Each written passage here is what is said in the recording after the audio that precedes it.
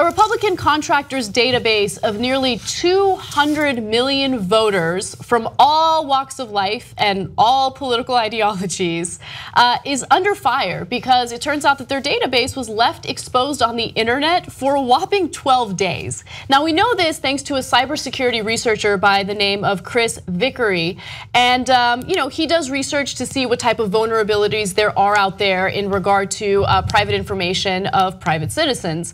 And he came across this detailed information of nearly every single US voter. Now, detailed information of nearly every US voter, including in some cases their ethnicity, religion, and views on political issues, was left exposed online for 2 weeks by a political consultancy that works for the RNC, Republican National Committee, and other GOP clients. Now, the group that has been contracted by the RNC is named Deeproot Analytics, and they claim that they haven't been hacked. This wasn't the result of a hack, but that certain terms by their providers changed, and as a result, they didn't realized that there needed to be some extra steps taken to protect the data of these individuals. Now, thankfully, Kim Horcher's here, and she's more of an expert on this type of tech-related news. But let me give you a few more details, and I want you to jump in, Kim. Right. Included which voters are suspicious of Wall Street and pharmaceutical firms, or who reluctantly voted for Hillary Clinton or supports the Affordable Care Act. So this part is relevant because this isn't just private citizens. Obviously, this is voter information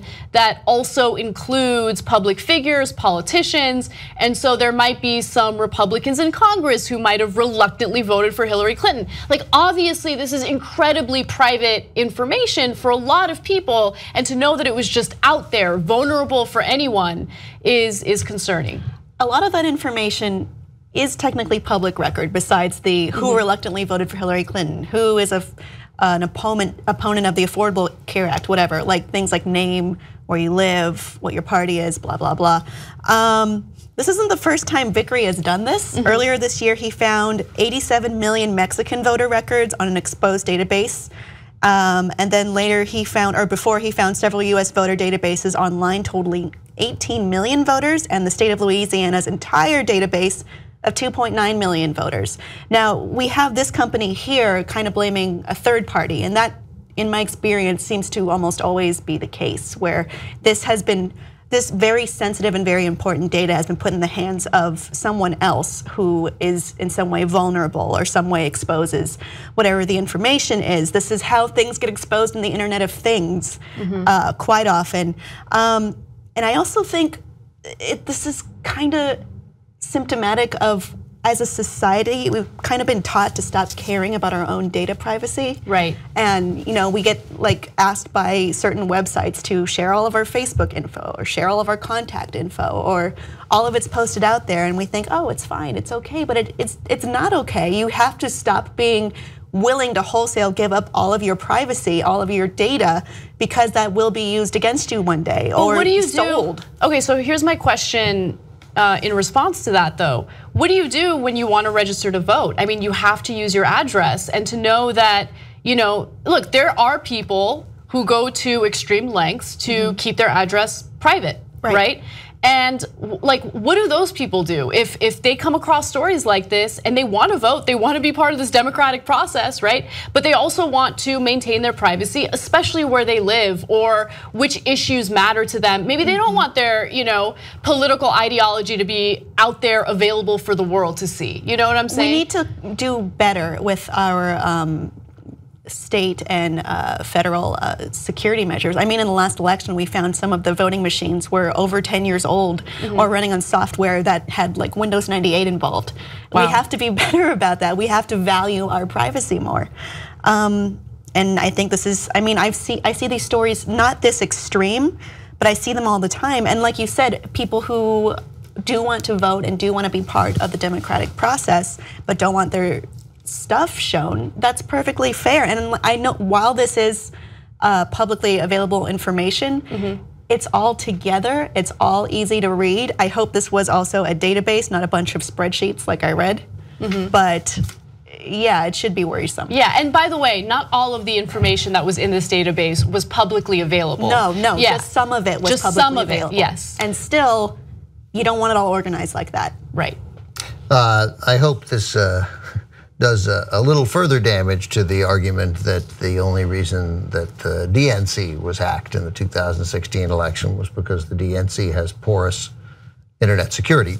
They may well have incredibly porous internet security, but the RNC wasn't hacked because nobody wanted to hack them. It was just there. It is not because the RNC has such tight cybersecurity that the Russians tried, but they couldn't. They just couldn't get it done. Yeah. Another thing that I thought was a little concerning, and look, political parties are going to want to collect as much information on American voters as possible so they can,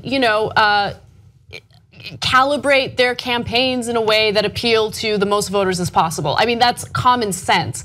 But they're collecting a ton of information on you and storing it, including, how are you likely to feel about pharmaceutical companies? How are you likely to feel about Wall Street, major corporations? This is all stuff that they keep about every single voter. So the company also kept information on Americans' voting histories and their reported enthusiasm for Trump. Nearly 170 gigabytes of the exposed data consisted of social media posts scrapped from Reddit, which is amazing. And so look, your participation on Reddit or social media is obviously going to be public. And if there are political parties who want to collect that data for their own benefit, of course they're going to do it. Also, the exposure began on June 1st when Deeproot Analytics adopted updates that accidentally stripped away the password protection on the files. By the way, this isn't something that's unique to a political party or politics in general. This is something that we see over and over again with, healthcare providers getting hacked.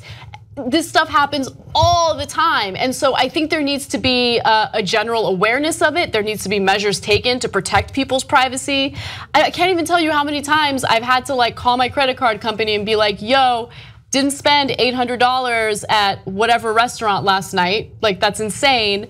And later on, I'll find out that there was a breach for one of the websites where my credit card information is stored. So that kind of stuff happens on a regular basis. There needs to be more emphasis on protecting our privacy and making sure that hackers can't get to our information, and that, as in this case, our information isn't just readily available for anyone who wants it.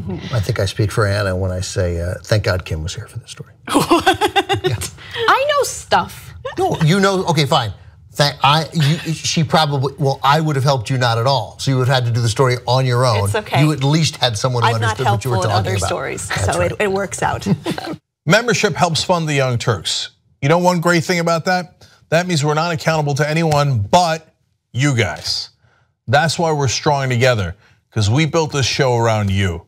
Come build it even bigger and better at tytnetwork.com/join.